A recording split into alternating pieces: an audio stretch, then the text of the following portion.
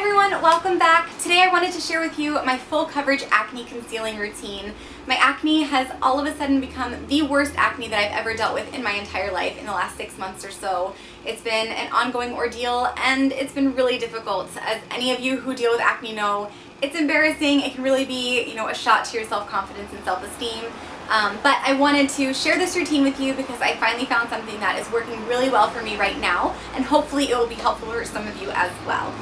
So if you want to see how I go about covering up my active blemishes, my breakouts, my hyperpigmentation and scarring from acne, then just keep watching. All right, y'all, let's do this. I'm going to be starting by pulling my hair back out of my face, and I have also just washed my hands. You want to make sure your hands are nice and clean so you are not spreading bacteria all over your face, because that would not be good.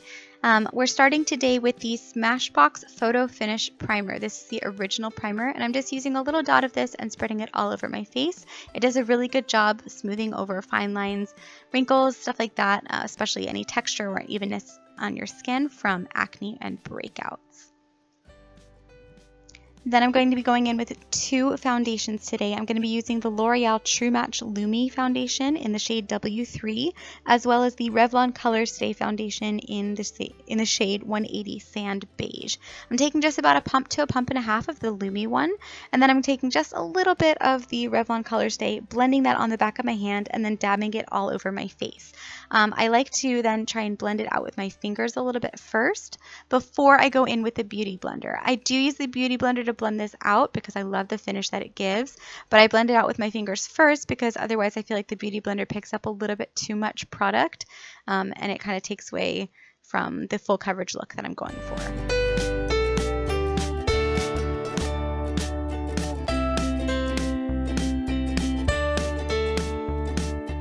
Next, I'm going to be going in with the Hard Candy Glamouflage Concealer. I'm using the shade Medium. This is a really high coverage concealer, so you only need a little bit. Don't go overboard on this. I just take a little bit on the tip of my finger, dab it onto my problem areas, breakouts, hyperpigmentation, and then I spread it out with my finger first, and then I'll go in with the Beauty Blender and buff it out.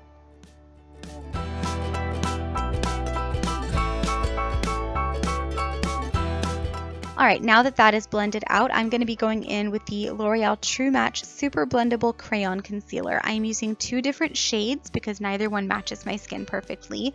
So I'm going in with the lighter shade first, which is the W123, which is the Fair Light Warm shade. And I'll be dabbing that on all of those areas that I can still see through the foundation and concealer I've already applied. So this is mostly for my dark marks, but any super red acne breakouts or blemishes, I will use this to conceal them as well. So I'll dab on that lighter shade first. Don't I look lovely?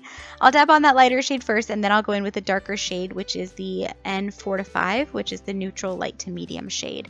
And then I will take my finger and I will use my finger to blend it out. I do not go in with the Beauty Blender at this point because I feel like the Beauty Blender picks up just a little bit too much product, and my finger does a fine job of blending out the concealer so that everything is covered really nicely, but it doesn't look cakey or anything like that.